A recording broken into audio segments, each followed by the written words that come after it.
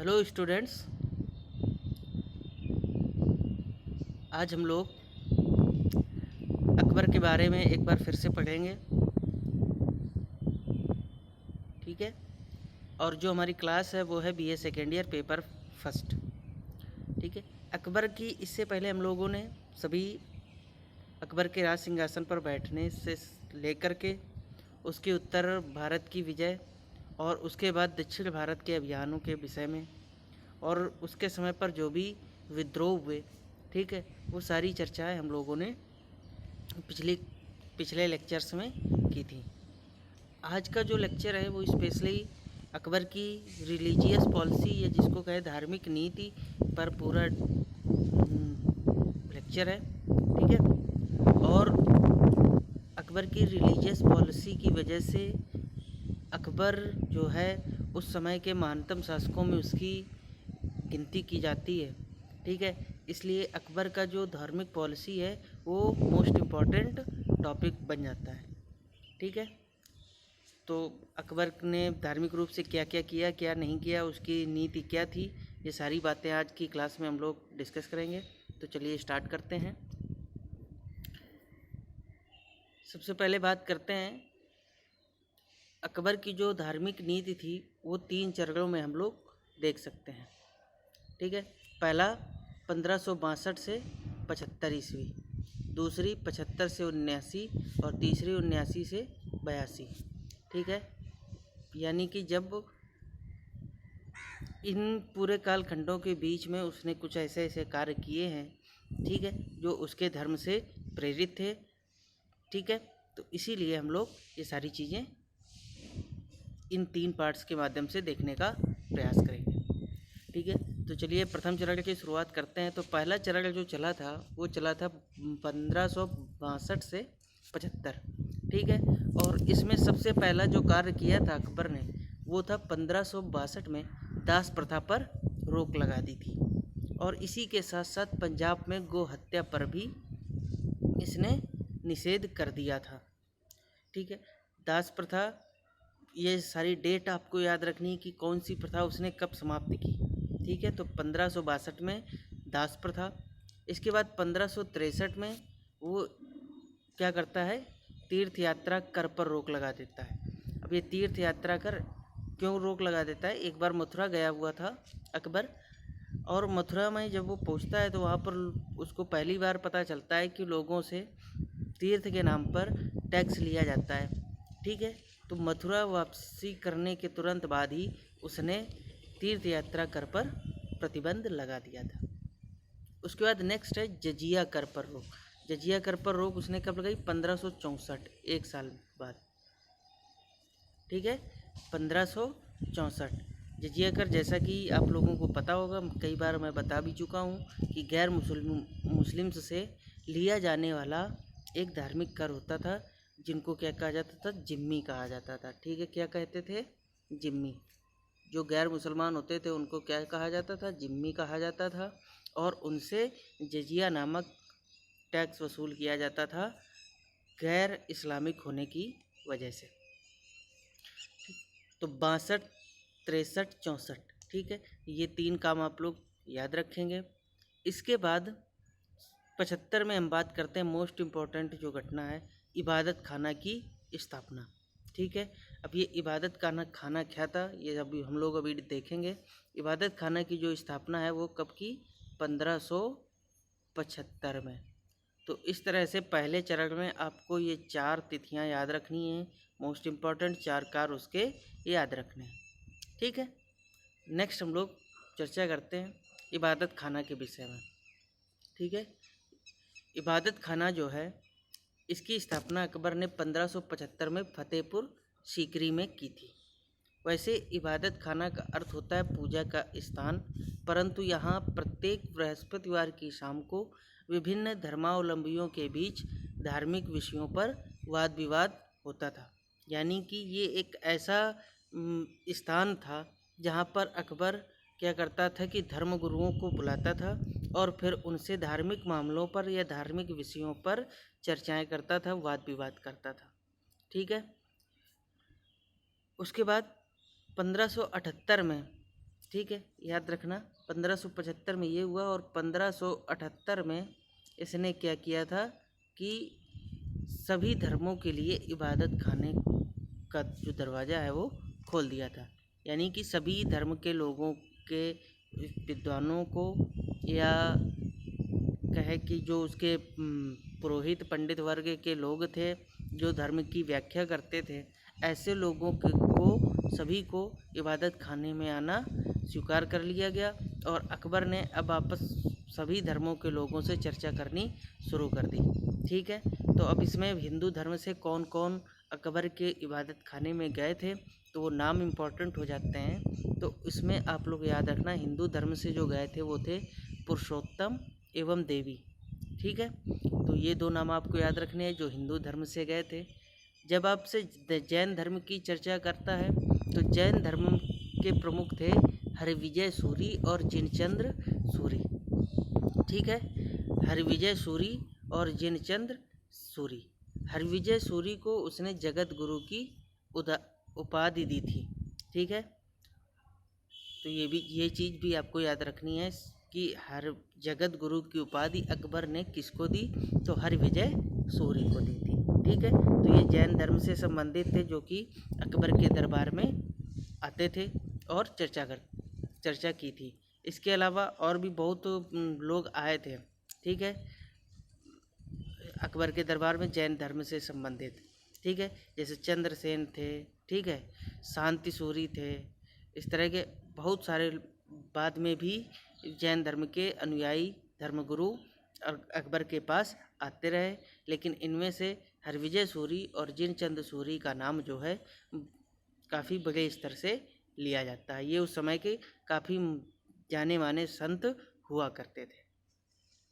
इसके बाद पारसी धर्म की बात करें तो पारसी धर्म से अकबर के दरबार में दस्तूरजी मेहर राणा, ठीक है, प्रमुख थे ये दस्तूरजी मेहर राणा जिनका नाम था। ये जो है पारसी धर्म के प्रमुख थे जिन्होंने आ करके इबादत खाने में वाद विवाद किया।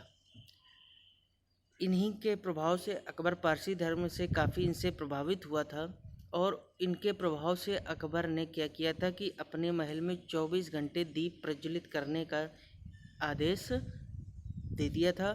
और किसके संरक्षण में? अबुल फजल के संरक्षण में। ठीक है, तो और हिंदू धर्म से प्रभावित होकर के उसने क्या किया था कि अपनी माता, ठीक है, मरियम मखानी या हमीदा बानो बेगम, ठीक है, उनकी मृत्यु 1604 में होती है। तब उनकी मृत्यु पर अकबर ने अपना मुंडन करवा लिया था। जिस तरह से हिंदुओं में मृत्यु के बाद बाल मुड़वाने की एक प्रथा है तो मुसलमानों में नहीं है, लेकिन अकबर ने फिर भी अपने बाल जो है मुड़वा लिए थे, कहते हैं कि हिंदू धर्म से प्रभावित होकर के।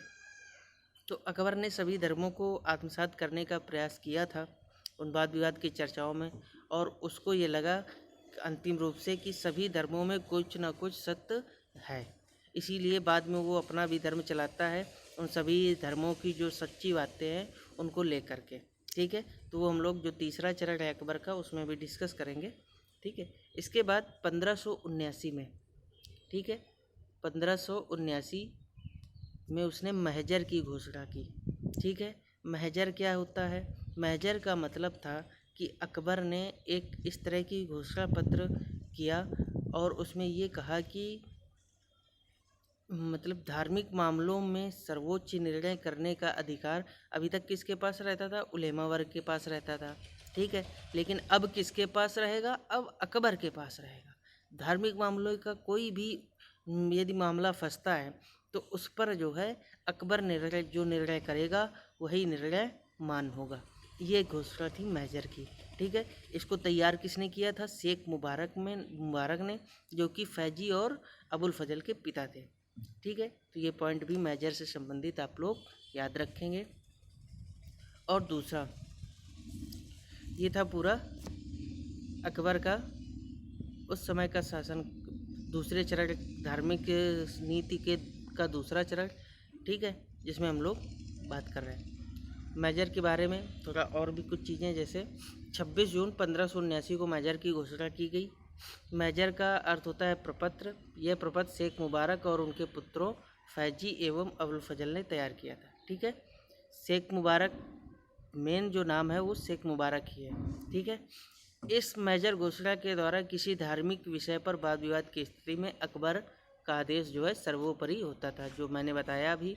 इस तरह वह धार्मिक विषयों का वाद विवाद की स्थिति में सर्वोच्च अधिकारी हो गया था। स्मिथ ने अकबर की इस घोषणा के बारे में क्या कहा?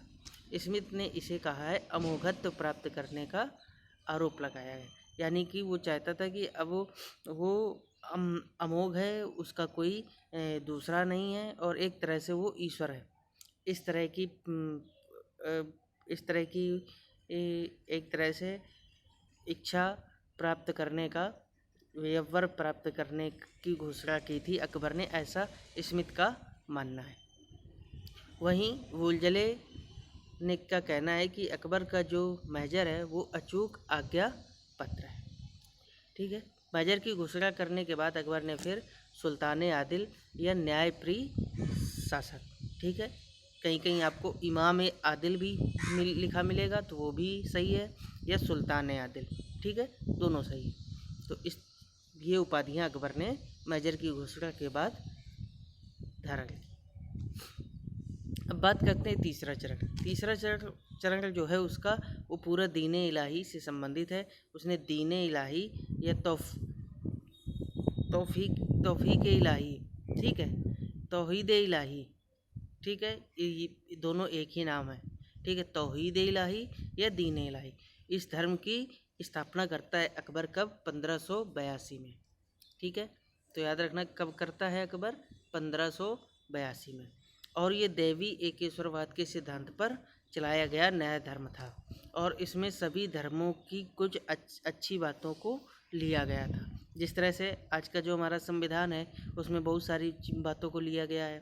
ठीक है, कई देशों से मिला करके जो दूसरे देशों की अच्छी चीज़ें हैं वो लेकर के भारत का संविधान निर्मित किया गया। जैसे राज्य के नीति निर्देशक सिद्धांत आयरलैंड से लिए गए। ठीक है, अब हमारे जो अधिकार हैं वो अमेरिका से लिए गए। ठीक है, हमारे जो कर्तव्य हैं वो रूस से लिए गए। हमारी जो संसदीय प्रणाली है वो इंग्लैंड के संविधान से ली गई।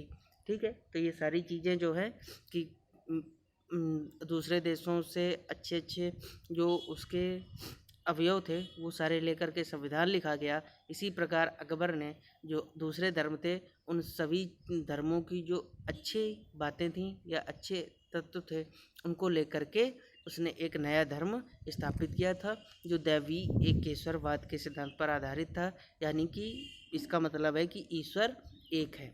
ठीक है, और इसके अलावा कोई दूसरा ईश्वर नहीं है।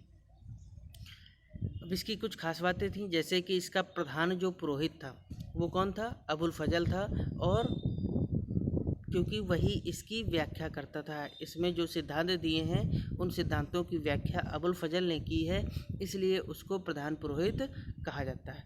ठीक है, इसके साथ साथ इसमें जो धर्म ग्रहण करने का दिन तय किया गया था वो था रविवार के दिन। ठीक है, रविवार के दिन जो व्यक्ति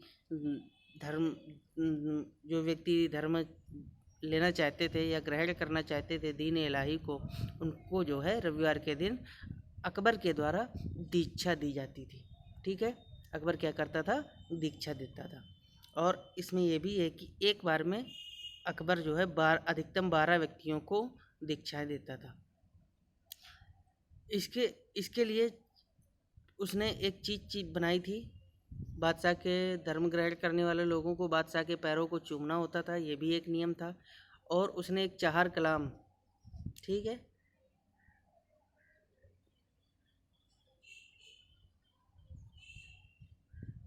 चाहर कलाम एक चीज़ें थी, इनको त्यागने का इसमें ये कहा जाता था, जैसे अपना धन संपत्ति, ठीक है, परिवार और एक तरह से धर्म, पुराना धर्म जो है उनको त्यागने की बात कही जाती थी। इसको कहा जाता था चाहर कलाम।